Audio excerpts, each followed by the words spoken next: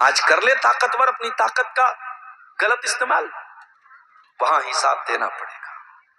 اب بہار میں بھی موب لنچنگ کی گھٹنائیں ہونے لگی ہیں، اب یہاں پر بھی ظلم و ستم کے نئے نئے پیمانے لکھے جا رہے اور بنائے جا رہے ہیں۔ یہ بھی ایک بہت بڑا رونا ہے آج کہ آج آن لائن ڈیبیٹ ہو رہا ہے اس بات پر کہ اللہ ہے کہ نہیں ہے، ڈز گاڈ ایگزسٹ، اللہ ہے کہ نہیں، اس پر ڈیبیٹ ہو رہا ہے۔ کسی زمانے میں نمرود نے انکار کیا تھا۔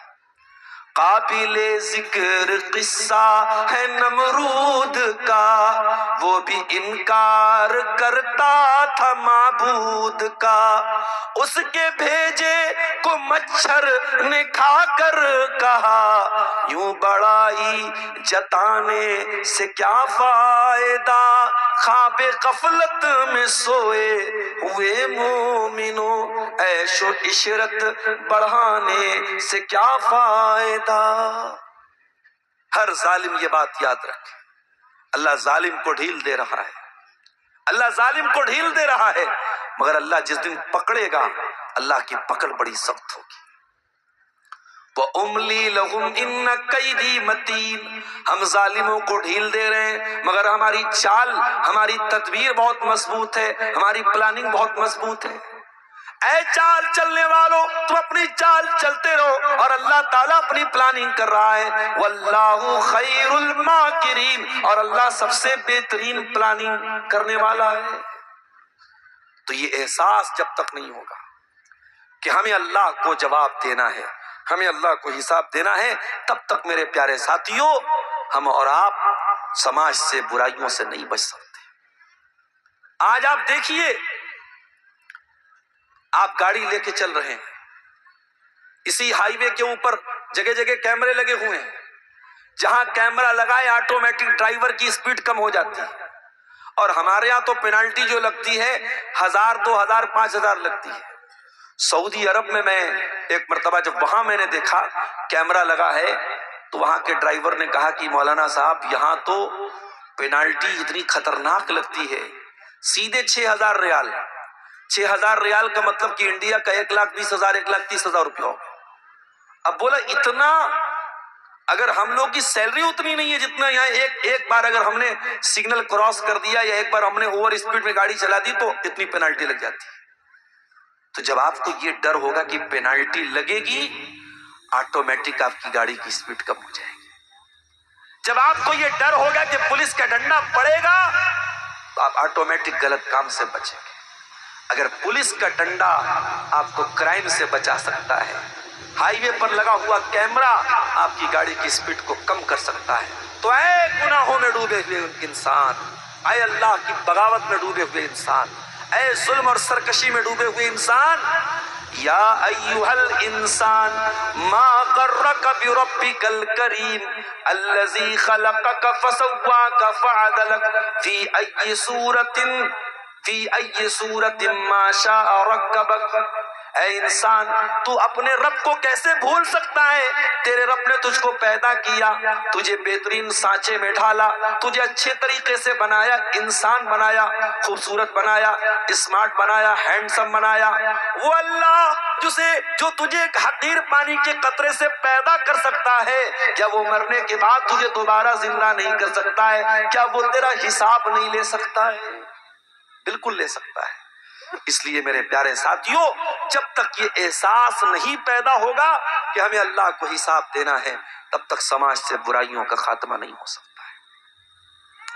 اور آگے بڑھیے، سماج سے برائی کو ختم کرنا ہے تو اس کی وجہ کو سمجھیے، سماج میں برائی کیوں پنپ رہی ہے؟ سماج میں برائیوں کے پنپنے کی تیسری وجہ، آج کا انسان اپنی تخلیق کے مقصد کو بھول چکا ہے۔ وہ کیوں پیدا ہوا ہے؟ انسان یہ سمجھتا ہے ہم تو کھانے پینے کے لیے، انجوائے کرنے کے لیے دنیا میں آئے ہیں۔ اس کی زندگی کا ایک ہی مقصد ہے، کھانا ہے، پینا ہے، انجوائے کرنا ہے۔ اَيَحْسَبُ الْإِنسَانُ أَن يُتْرَكَ سُدًى، اے انسان کیا تو یہ سمجھتا ہے تجھے یوں ہی چھوڑ دیا جائے گا؟ أَلَمْ يَكُنْ نُطْفَةً مِّن مَّنِيٍّ يُمْنَىٰ، کیا تو بھول گیا تو ایک حقیر پانی کا قطرہ تھا؟ ثُمَّ كَانَ عَلَقَةً فَخَلَقَ فَسَوَّىٰ، پھر اللہ نے تجھ کو جمع ہوا خون بنایا، پھر اللہ نے تجھ کو انسان بنایا۔ فَجَعَلَ مِنْهُ الزَّوْجَيْنِ الذَّكَرَ وَالْأُنثَىٰ، پھر اللہ نے تجھ کو میل اور فیمیل بنایا۔ أَلَيْسَ ذَلِكَ بِقَادِرٍ عَلَىٰ أَن يُحْيِيَ الْمَوْتَىٰ، کیا وہ اللہ جو تجھ کو ایک حقیر پانی کے قطرے سے جیتا جاگتا انسان بنا سکتا ہے، کیا وہ اللہ تجھے مرنے کے بعد دوبارہ زندہ نہیں کر سکتا ہے؟ اے انسان، اپنی زندگی کے مقصد کو پہچان، اور تیری زندگی کا مقصد کیا ہے؟ وَمَا خَلَقْتُ الْجِنَّ وَالْإِنسَ إِلَّا لِيَعْبُدُونَ، میں نے جنات اور انسان کو اپنی عبادت کے لیے پیدا کیا ہے۔ تیری زندگی کا مقصد اللہ کی عبادت ہے۔ آج کتنے مسلمان ہیں 24 گھنٹے میں ایک بار جو ان کا سر اللہ کے سامنے نہیں جھکتا ہے، ایک ٹائم کی نماز تک وہ نہیں جانتے، وہ دنیا میں نہ جانے کس کے آگے جا کے ہاتھ جوڑ رہے ہیں، کس کے آگے جا کے ماتھا ٹیک رہے ہیں۔ وہ ایک سجدہ جسے تو گرا سمجھتا ہے، 1000 سجدوں سے دیتا ہے آدمی کو نجات۔ اے انسان، اگر تو ایک اللہ کے سامنے جھکنا شروع کر دے تو تجھے کہیں اور جھکنا نہیں پڑے گا۔ تو نماز کی پابندی شروع کر دے، تو 5 ٹائم کی نماز کا پابند بن جا، اللہ تعالیٰ بہت ساری چنتاؤں سے تجھے مکت کر دے گا۔ آج ہماری زندگی میں نماز نہیں، اور جو نماز پڑھ بھی رہے ہیں ماشاءاللہ تو ایسے نماز پڑھ جیسے بہت بڑا احسان کر رہے ہیں۔ مسجد میں گئے، فرض پڑھ کے چلے آئے، سنتیں تک بہت سارے لوگ نہیں پڑھتے۔ ایسا لگتا ہے مسجد میں ان کو کوئی چیز کاٹ رہی ہے، ان کا دل ہی نہیں لگتا ہے نماز میں۔ جو سر بسجتا ہوا کبھی تو زمین سے آئی، تو زمین سے آنے لگی یہ صدا۔ میں جو سر بسجدہ ہوا کبھی تو زمین سے آنے لگی صدا۔ تیرا دل تو ہے صنم آشنا، تیرا دل تو ہے صنم آشنا، تجھے کیا ملے گا نماز میں؟ آج ہماری نمازوں کا حال بھی بڑا برا ہے۔ قرآن کہتا ہے فَوَيْلٌ لِّلْمُصَلِّينَ الَّذِينَ هُمْ عَنْ صَلَاتِهِمْ سَاهُونَ الَّذِينَ هُمْ يُرَاءُونَ، بربادی ہے ان نمازیوں کے لیے جو نماز تو پڑھتے ہیں مگر ان کا دل کہیں اور ہوتا ہے، دماغ کہیں ہوتا ہے۔ الَّذِينَ هُمْ يُرَاءُونَ، جو دکھاوے کے لیے نماز پڑھتے ہیں۔ ایک نماز وہ بھی پڑھتی تھی، میرے نبی کی بیوی، ہم سب کی پیاری ماں حضرت عائشہ نماز پڑھ رہی تھی۔ کون سی نماز؟ چاشت کی نماز۔ مولوی صاحب یہ چاشت کی نماز کون سی ہوتی ہے؟ ہم تو فجر جانتے ہیں، ظہر جانتے ہیں، عصر جانتے ہیں، مغرب جانتے ہیں، عشاء۔ یہ چاشت کی نماز کون سی نئی نماز آ گئی؟ ہمیں سے کتنے لوگوں کو معلوم بھی نہیں ہوگا چاشت کی نماز کون سی ہوتی ہے۔ اگر انسان فجر کی نماز کے بعد مصلی پر بیٹھا رہے اور بیٹھ کر کے اللہ کا ذکر کرتا رہے، اور جب سورج نکل جائے اور سورج ایک نیزہ بلند ہو جائے، یعنی سورج نکلنے کے تقریباً 15-20 منٹ کے بعد اٹھ کر کے انسان اگر 2 رکعت نماز یا 4 رکعت نماز پڑھے تو اس کو ایک حج اور ایک عمرہ کا ثواب ملے گا، اور یہ 4 رکعت نماز اگر پڑھے گا تو اس کے بدن کے ہر جوڑ کی طرف سے دان کرنے کا، صدقہ کرنے کا ثواب وہ پائے گا۔ ایک نماز آپ کو حج اور عمرہ کا ثواب بھی دے رہی ہے، اور آپ کے بدن کے ہر جوڑ کی طرف سے دان دینے کا اور صدقہ کرنے کا ثواب بھی آپ کو مل رہا ہے۔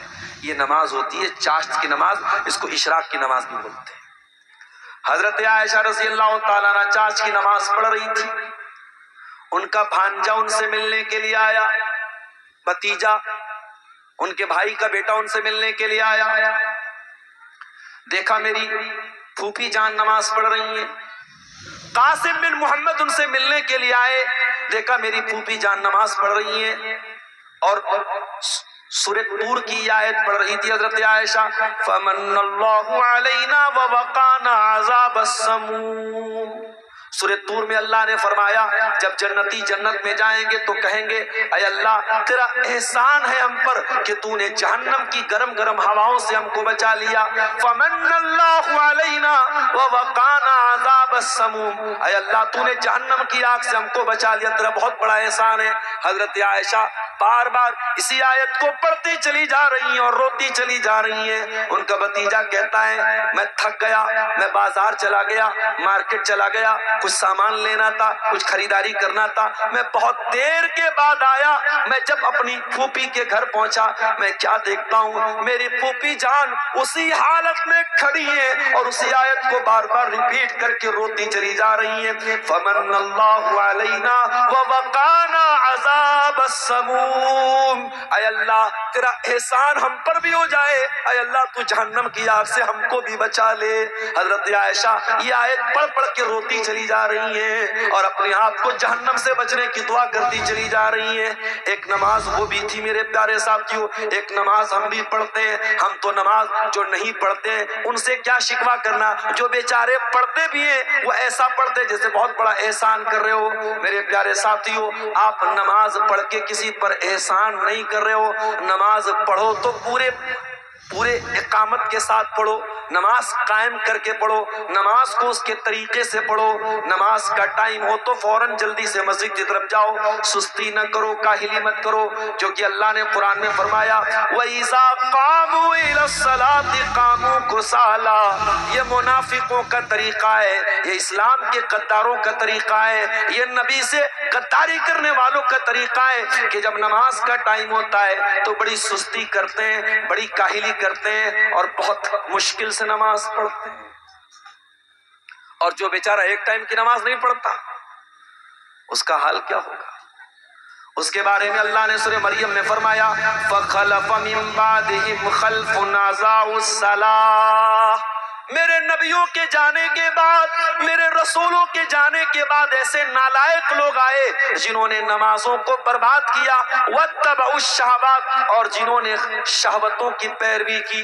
میرا جملہ نوٹ کر لو میرے نوجوانوں، یہ جو موبائل پر گندی فلمیں دیکھتے ہو، یہ جو تم اپنے ہاتھوں سے زنا کرتے ہو، یہ جو تم لڑکیوں سے چیٹنگ کرتے ہو، یہ جو تم غلط حرکتیں کر رہے ہو، یہ تمام چیزیں کبھی غور کرنا نماز کی پابندی کرنے سے چھوٹ سکتی ہیں. میں گارنٹی تو نہیں لے رہا ہوں کیونکہ نماز پڑھ کے بھی بہت سارے لوگ غلط کام کرتے ہیں، لیکن ہاں امید یہی ہے اگر آپ ڈھنگ سے نماز پڑھیں گے، اگر نماز کی پابندی کریں گے تو قرآن کی آیت یہی بتا رہی ہے کہ جب انسان نماز کو برباد کرے گا، جب نماز کو چھوڑے گا تو اس کی زندگی میں خواہشات کی پیروی آ جائے گی. وہ اپنی اچھاؤں کے پیچھے پیچھے چلے گا، اپنی ڈیزائرز کو فالو کرے گا، جو من کرے گا وہ کرے گا. کبھی شراب بھی پی لے گا، کبھی زنا بھی کر لے گا، کبھی حرام کام بھی کر لے گا. جب نماز کو تم برباد کرو گے میرے پیارے ساتھیوں تو تم خواہشات کے پیروکار بن جاؤ گے. تو سماج کے بگاڑ کی ایک بہت بڑی وجہ ہم عبادتوں سے دور ہو گئے، ہم نماز سے دور ہو گئے. اور آگے بڑھیے، سماج کے بگاڑ کی ایک اور وجہ ہے، اور وہ وجہ کیا ہے؟ وہ وجہ ہے ہم سب کا مال کے معاملے میں احتیاط نہ کرنا. مال کمانا بہت ضروری چیز ہے، اسلام مال کمانے سے منع نہیں کرتا. اسلام تو ہم کو دعا سکھاتا ہے ربنا آتنا فی الدنیا حسنہ وفی الآخرۃ حسنہ وقنا عذاب النار. اے اللہ دنیا میں بھی بھلائی عطا فرما، آخرت میں بھی بھلائی عطا فرما، جہنم کی آگ سے بچا لے. اللہ کے نبی تو دعا کیا کرتے تھے اللہم انی اسألک الہدی والتقی والعفاف والغنی. اے اللہ میں چار چیزیں تجھ سے مانگتا ہوں، تجھ سے ہدایت مانگتا ہوں، تجھ سے تقوی مانگتا ہوں، تجھ سے پاک دامنی مانگتا ہوں، اور اے اللہ تجھ سے مالداری مانگتا ہوں، تجھ سے بے نیازی مانگتا ہوں. اتنا مال دے دے، اتنا سامان دے دے، کسی کا محتاج نہ ہونا پڑے، کسی کے آگے ہاتھ نہ پھیلانا پڑے. اے اللہ اتنا بے نیاز کر دے. اسلام مال کمانے کی تعلیم دیتا ہے، اسلام بھیک مانگنے کی تعلیم نہیں دیتا ہے، اسلام گداگری کی تعلیم نہیں دیتا ہے. لیکن ہاں میرے پیارے ساتھیوں، اسلام یہ بھی کہتا ہے مال کمانے نکلے ہو تو یہ دیکھو حلال طریقے سے کما رہے ہو کہ حرام طریقے سے کما رہے ہو. اور یہ بھی سن لو کچھ حرام طریقے ایسے ہوتے ہیں جو ہم کو کلیئر طریقے سے لگتا ہے کہ ہاں یہ حرام ہے. جیسے چوری کرنا، سب کو لگتا ہے کہ ہاں یار چوری تو غلط ہے. رشوت لینا سب کو لگتا ہے ہاں یہ غلط ہے. ڈاکہ ڈالنا سب کو لگتا ہے کہ ہاں یہ غلط ہے. لیکن بینک میں ہم نے 1,00,000 روپیہ جمع کر دیا اور اگلے سال ہم کو 1,05,000 مل گیا، 1,10,000 مل گیا. یہ 5,000 جو ایکسٹرا ملا تو لوگوں کو لگتا ہے یہ کیوں حرام ہے، یہ کیوں حرام ہے. بھائی بینک میں ہم نے پیسہ رکھا، بینک نے ہمارے پیسے سے کمایا، تو بینک نے اگر ہم نے 1,00,000 روپیہ دیا اور اس پر بینک نے ہم کو 5,000 روپیہ انٹرسٹ کا دیا تو کیا غلط ہے؟ لوگوں کو یہ غلط نہیں لگتا ہے. کوئی کمپنی آتی ہے کہتی آؤ ہماری کمپنی کے ساتھ تم جڑ جاؤ اور تم ہماری کمپنی میں اور لوگوں کو بھی جوڑ دو، تم سب کو جوڑو گے تو تم کو اتنا پیسہ ملے گا. فٹافٹ لوگ جڑنے لگتے ہیں اور لوگوں کو لگتا ہے اس میں کچھ غلط بھی نہیں ہے. اسی طریقے سے آج کل آن لائن کرنسی ٹریڈنگ ہو رہی ہے، آن لائن لوگ کرنسی کی ٹریڈنگ کر رہے ہیں. یہ بات لوگوں کو لگتا ہے کہ بھائی ہم کمپیوٹر پہ بیٹھ کے دماغ لگا رہے ہیں، کرنسی کی ٹریڈنگ کر رہے ہیں، گولڈ کی ٹریڈنگ کر رہے ہیں، تو کیا غلط ہے؟ آپ کو لگ رہا ہے کہ اس میں کچھ غلط نہیں ہے، لیکن اگر شریعت کی جو بنائی ہوئی پریبھاشا ہے، جو قانون ہے، جو ٹرم ہے، جو ریگولیشن ہے، اگر اس کے حساب سے وہ غلط ہے تو غلط ہے. 1400 سال پہلے جب اللہ تعالیٰ نے بیاج کو حرام قرار دیا تو یہودیوں نے اعتراض کیا تھا، بیاج کھانے والوں نے اعتراض کیا تھا کہ پروفٹ تو ہم تجارت میں بھی کماتے ہیں اور پروفٹ تو ہم بیاج میں بھی کماتے ہیں. ہم نے 100 روپے کا مال خریدا، 120 روپے میں بیچ دیا، ہم نے 20 روپیہ منافع کمایا. اور اسی طریقے سے 100 روپیہ ہم نے کسی کو ادھار دے دیا اور واپسی 120 لے لیا، تو یہاں 20 روپیہ ہم نے یہاں پر بھی پروفٹ کمایا. تو ایک صحیح اور ایک غلط کیسے ہو گیا؟ اللہ نے کوئی لاجیکل جواب نہیں دیا، اللہ نے کوئی لاجک نہیں بیان کی، اللہ نے کوئی منطق نہیں بیان کی. اللہ نے فرمایا احل اللہ البیع وحرم الربا. ایک بات کان کھول کے سن لو، بیاج حرام ہے اور بزنس حلال ہے، لہذا بزنس سے تم 10 کروڑ کما لو جائز ہے اور بیاج سے تم 10 روپیہ بھی کماؤ گے تو حرام رہے گا. بس سیدھی سی بات ہے، 2+2 is 4. تو ٹوک بات کہی اللہ نے کہ بیاج حرام ہے اور کاروبار حلال ہے. میرے پیارے ساتھیوں، آج آن لائن گیمنگ کے ذریعے کوئی اگر 1 کروڑ کما لیتا، ابھی میں کلیا چک میں پروگرام تھا جمعہ والے دن، ہمارے ایک ساتھی بھی یہاں موجود ہے، وہ گئے تھے ساتھ میں، وہاں ایک بھائی کے بارے میں کسی نے بتایا کہ وہ ڈریم 11 پر 1 کروڑ روپیہ وہ جیت گیا اور مکان بڑا عالیشان بنا لیا، اس کو لوگ کروڑ پتی بولتے ہیں. تو اس کو دیکھ کر کے اگر کوئی ڈریم 11 پر جا کر کے گیم کھیلنے لگے اور کہے کہ صاحب ہمارے کلیا چک میں کوئی 1 کروڑ کما چکا ہے، تو کسی کے 1 کروڑ کما لینے سے ڈریم 11 جائز نہیں ہو جائے گا. کیونکہ اگر کسی نے 1 کروڑ کمایا ہے تو کروڑوں لوگوں نے گنوایا بھی ہے، اور جوئے میں یہی ہوتا ہے، کوئی 1 کما لیتا ہے اور باقی سب گنواتے ہیں. میرے پیارے ساتھیوں، آپ پیسہ کمائیے مگر حلال طریقے سے کمائیے. اللہ کے پیارے نبی فرماتے ہیں یاتی علی الناس زمان لا یبال المرء من اینا اخذ المال. ایک زمانہ لوگوں پر ایسا آئے گا لوگ پرواہ نہیں کریں گے مال کہاں سے کما رہے ہیں، حلال طریقے سے کما رہے ہیں یا حرام طریقے سے کما رہے ہیں. آپ نے فرمایا لکل امت فتنہ، ہر امت کا ایک فتنہ ہوگا، وہ فتنۃ امتی المال، اور میری امت کا فتنہ مال ہوگا. سماج کے بگاڑ کی یہ بہت بڑی وجہ ہے میرے پیارے ساتھی، اور اسی لیے اللہ کے رسول نے اپنی امت کو خبردار کیا تو اور فرمایا تھا مل فقر اخشى علیکم، اے میری امت کے لوگوں مجھے اس بات کا ڈر نہیں ہے کہ تم غریب ہو جاؤ گے، ولکن اخشى ان تبسط علیکم الدنیا، مجھے ڈر اس بات کا ہے کہیں تم دنیا پرست نہ ہو جاؤ، کہیں تم دنیا دار نہ ہو جاؤ، کہیں تم دنیا کے لیے ایک دوسرے سے لڑنے نہ لگو. آج باپ کے مرنے کے بعد باپ کی وراثت میں بہن کو حصہ دینے کا ہمارے یہاں کانسیپٹ ہی نہیں ہے، تصور ہی. وراثت پر تقریر کرو تو لوگوں کو لگتا ہے کہ یہ کون سے دنیا کی بات ہے، ہمارے یہاں تو نہیں دیا جاتا ہے. ہم نے اسلام کے مقابلے میں ایک نئی شریعت بنائی ہے جس کا نام ہے ہمارے یہاں۔ مولوی صاحب ہمارے یہاں تو ایسا ہوتا ہے، مولوی صاحب ہمارے یہاں تو لڑکیوں کو جہیز دیا جاتا ہے، مولوی صاحب ہمارے یہاں تو وراثت میں بہن کا حصہ نہیں دیتے۔ ارے تیرے دینے سے کیا ہوتا ہے؟ اللہ نے قرآن میں کہہ دیا لِلرِّجَالِ نَصِيبٌ مِّمَّا تَرَكَ الْوَالِدَانِ وَالْأَقْرَبُونَ، جب ماں باپ اپنا ترکہ چھوڑ کے چلے جائیں تو ان کے ترکے میں جیسے بیٹے کا حصہ ہے ویسے بیٹی کا بھی حصہ ہے۔ اور یہ بات یاد رکھنا میرے پیارے ساتھیوں، اگر تو نے اپنی بہن کا حق نہیں دیا ہے، دنیا میں نہیں دیا ہے، تو قیامت کے دن تو دینا پڑے گا۔ یہاں تو تو نے زمین کو ہڑپا ہے، یہاں تو تو نے پیسہ لیا ہے، یہاں تو تو نے مال لیا ہے، یہاں تو تو نے زیورات لیا ہے، لیکن قیامت کے دن تجھ کو اپنی نیکیاں دینا پڑے گا۔ اللہ کے نبی فرماتے ہیں لَتُؤَدُّنَّ الْحُقُوقَ إِلَىٰ أَهْلِهَا، تمہیں قیامت کے دن لوگوں کا حق دینا پڑے گا۔ حَتَّى يُقَادَ لِلشَّاةِ الْجَلْحَاءِ مِنَ الشَّاةِ الْقَرْنَىٰ، اگر دنیا میں کسی سینگ والی بکری نے بغیر سینگ والی بکری کو مارا ہوگا تو سینگ والی بکری سے بھی بدلہ لیا جائے گا، قصاص لیا جائے گا۔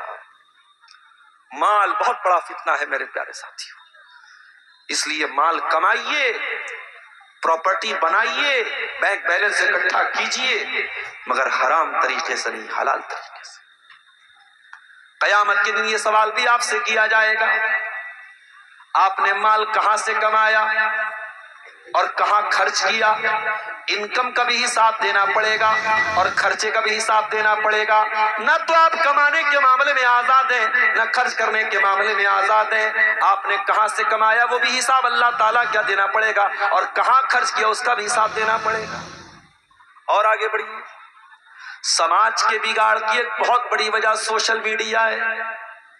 جی ہاں، یہ فیس بک، یہ واٹس ایپ، یہ انسٹاگرام، یہ اسنیپ چیٹ، اس کو ہلکا نہ سمجھیے، اس کو معمولی نہ سمجھیے۔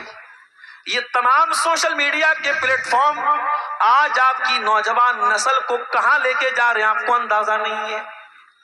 واٹس ایپ سے ہونے والی ایک چیٹنگ، ایک لڑکا لڑکی کے بیچ میں ہونے والی نارمل بات چیت، کسی ہوٹل کے کمرے میں جا کر کے زنا پر ختم ہو رہی ہے۔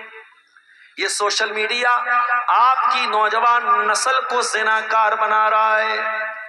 یہ سوشل میڈیا آپ کے چھوٹے چھوٹے بچوں کو میوزک کا اور گانے کا اور ناچ کا شوقین بنا رہا ہے۔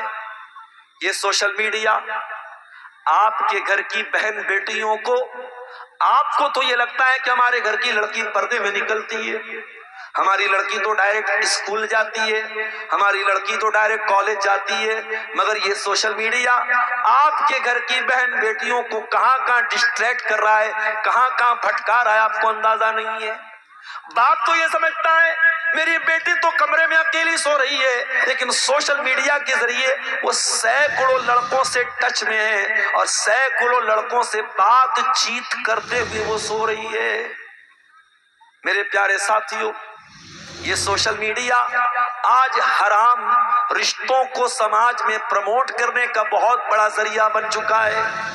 اسی لیے میں بار بار کہتا ہوں اپنی قوم کی بچیوں سے، اپنی بہنوں سے کہ اے میری قوم کی بہنوں، میں منع نہیں کرتا تم فیس بک استعمال نہ کرو، تم واٹس ایپ نہ چلاؤ، تم انسٹاگرام نہ چلاؤ، مگر دو چیزوں کا خیال رکھو۔ پہلی چیز، جب اللہ نے تم کو پردے میں رہنے کا حکم دیا ہے تو تمہیں اپنی پرائیویسی کو کہیں بھی لیک نہیں کرنا ہے۔ تم اسٹیٹس پر یا اسنیپ چیٹ پر یا انسٹاگرام پر اگر اپنے فوٹوز ڈال رہی ہو تو تم کو یہ شوبھا نہیں دیتا، تم کو یہ سوٹ نہیں کرتا، کیونکہ قرآن جب تم سے یہ کہہ رہا ہے وَلَا يُبْدِينَ زِينَتَهُنَّ، اے مسلمان عورت تو اپنے بدن کی سندرتا کو، اپنی زینت کو، اپنی بیوٹی کو ظاہر نہ کر، تو اے مسلمان عورت تیرا چہرہ تو تیری کتاب کا ٹائٹل ہے، جب تو نے چہرہ ہی دکھا دیا تو پھر تو نے کون سی زینت کو چھپایا؟ جب تیرا چہرہ ہی دکھ رہا ہے، جب تیرا چہرہ ہی کھلا ہے تو پھر پردے کا کیا مطلب ہے؟ تو بہترین نقاب پہن لے، لیکن اگر چہرہ کھلا ہے تو تو نے اپنی زینت کو نہیں چھپایا۔ اور جب تو گھر سے نکلی اور بے پردہ نکلی تو سماج کے اور گاؤں کے چند لوگوں نے دیکھا، لیکن جب تو نے فیس بک پر اپنا فوٹو ڈالا، جب تو نے انسٹاگرام پر اپنا فوٹو ڈالا تو پھر تو انلیمیٹڈ لوگ اس کو دیکھ سکتے ہیں۔ اور آج کا دور AI کا دور ہے. تیری فوٹو لگا کر کے کہاں یوز کی جائے گی، تیری تصویر کا کیسا ویڈیو بنایا جائے گا تو نہیں جانتی ہے. تو پہلا کام تو یہ کرو میری بہنوں کہ خبردار سوشل میڈیا پر اپنی کوئی تصویر مت ڈالنا. اور دوسری بات یہ ہے، اگر کوئی لڑکا آپ سے راہ و رسم بڑھانے کی کوشش کر رہا ہے، انسٹاگرام کے ذریعے، اسنیپ چیٹ کے ذریعے، فیس بک کے ذریعے، اگرچہ وہ آپ کو اپنا دینی بھائی، اپنا دینی بہن آپ کو کہہ رہا ہے، اپنے آپ کو دینی بھائی کہہ رہا ہے، خبردار خبردار، بہت احتیاط کرنا، کسی پیار اور محبت کے جھانسے میں نہ آنا. یہ پیار کا نعرہ لگا کر اور پیار کا نام لے کر کے یہ لوگ تمہاری عصمت اور عزت کو لوٹنا چاہ رہے ہیں. ان کا ہاتھ تمہاری عزتوں پر، یہ اپنا ہاتھ تمہاری عزت پر ڈالنا چاہ رہے ہیں. میری پیاری ماں بہنوں، سوشل میڈیا کو اپنی عصمت اور عزت کو لٹوانے کا ذریعہ مت بننے دینا. نبی اکرم نے فرمایا لا یخلون رجل بامرأۃ الا وثالثہما الشیطان. خبردار کوئی مرد کسی عورت کے ساتھ اکیلے میں نہ رہے ورنہ تیسرا شیطان ہوگا. او میری پیاری بہنوں، جب تم واٹس ایپ پر کسی لڑکے سے چیٹنگ کر رہی ہو تو وہاں پر بھی تیسرا شیطان ہے. جب تمہارے فیس بک میسنجر پر کوئی آ کر کے سلام کر رہا ہے وہاں پر بھی تیسرا شیطان ہے. جب اسنیپ چیٹ پر تم کسی لڑکے کو اپنا فوٹو بھیج رہی ہو وہاں پر بھی تیسرا شیطان ہے. تیسرا شیطان ہر جگہ موجود ہے. یہاں تک کہ مولوی صاحب قرآن پڑھانے آ رہے ہیں، لڑکی جوان ہو چکی ہے، 13-14 سال کی بالغ لڑکی ہو چکی ہے، ان کا کسی مرد کا اور خاص طور سے جوان مرد کا آ کر کے قرآن پڑھانا یہ بھی غلط ہے. سن لو میری بات، ہو سکتا ہے آپ کے یہاں اس کو غلط نہ سمجھا جاتا ہو مگر شریعت کی نظر میں یہ غلط ہے.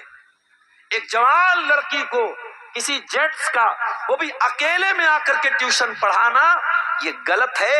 اور حدیث کی روشنی میں وہاں پر بھی تیسرا شیطان ہے اور بہت سارے کانڈ ہو چکے ہیں، بہت ساری گھٹنائیں گھٹت ہو چکی ہیں. میرے پیارے ساتھیوں، سوشل میڈیا آج حرام خلوتوں کا بہت بڑا ذریعہ بن چکا ہے. بہت آسان ہے مجلس میں معاذ اللہ اور سبحان اللہ کہہ دینا، لیکن خلوت میں، تنہائی میں گناہوں سے بچنا بہت مشکل ہے میرے پیارے ساتھی.